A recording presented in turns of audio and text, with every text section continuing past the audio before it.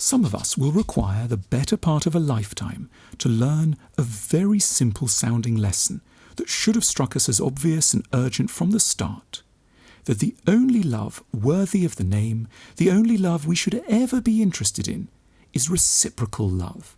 In other words, a love where another person is entirely as convinced of us as we are of them, where another person is every bit as present in the relationship as we are, a love where we never need to persuade or beg, a love where we aren't left anxious and agitated by evasions and ambiguities, a love where we don't have to wonder where they are and when they'll get back to us, where we aren't repeatedly up in the early hours, writing them messages, explaining what we hope for from them, where they never cease to be entirely there for us as we are there for them, and they are profoundly grateful that we are in their lives as we are grateful that they are in ours.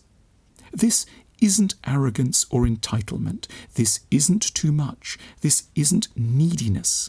It's a basic law of emotional reciprocity that will strike us as peculiar or off-putting for only one reason, because we haven't yet learned what we're owed, because we've come from a very deprived place, because we were, somewhere early on, trained to despise ourselves. What nonsense we may sometimes accept in lieu of this essential and rightful fare. How many years or decades of life we may already have wasted mistaking pain for love. Times when we will have insisted on imagining that they didn't love us back, that they were just too shy to say so. Times when we sat patiently and politely with them while they tried to decide whether they should be with us or with a rival, and we felt their dilemma so acutely. Times when we paid for everything, and they returned the favour with half-heartedness and forgotten birthday presents. We might have had a marriage behind us, in which almost every evening we had to fight for our case. We had to struggle to have basic things about our needs heard, that we needed their touch, that we wanted them to be more present, that they couldn't stonewall us. We might have got involved in all manner of so-called complicated relationships, where the person seemed a little loving at first, and then very much not so in the long run. But there is never any such thing as a legitimately complicated relationship. The other person either honours us or they don't. They're either on the other end of the rope as firmly as we are, or they don't belong in our lives in any way. Let's keep in mind always some fundamental rules that might, because so much went wrong in childhood, be the fruit of decades of inner work.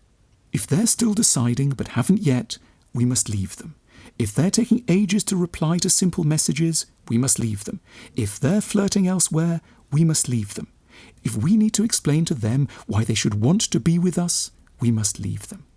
If they are wrestling with psychological issues for which we have boundless sympathy, but which mean they cannot be kind or present, we must leave them. If they're not infinitely proud of us, we must leave them. If we have given them several good chances and they didn't listen, we must leave them. And leave them means exactly that. Ensure they are no longer in our lives, that they don't occupy the slightest space in our cupboards or our thoughts, that there are no more reminders of them anywhere in our consciousness, that we've expelled them like the emotional poisons there are. It is a complicating factor, but no more than that we may be married to them, that we may have already invested 5 years with them, that sex is great with them, that we find them beautiful or clever.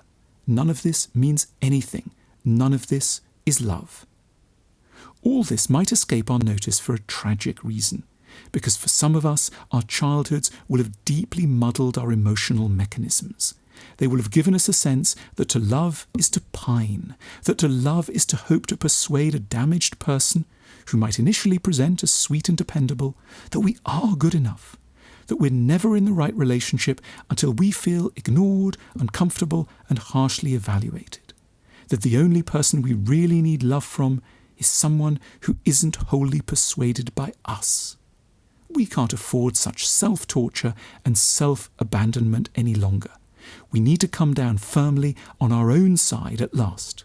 The self-hatred has gone on long enough. Most people won't think we're fabulous, and that's entirely their right. We simply need to make sure that we don't ever mistake such types for characters we might love. We need to grow sane enough to allow ourselves to locate, hold on to, and tolerate a true ally.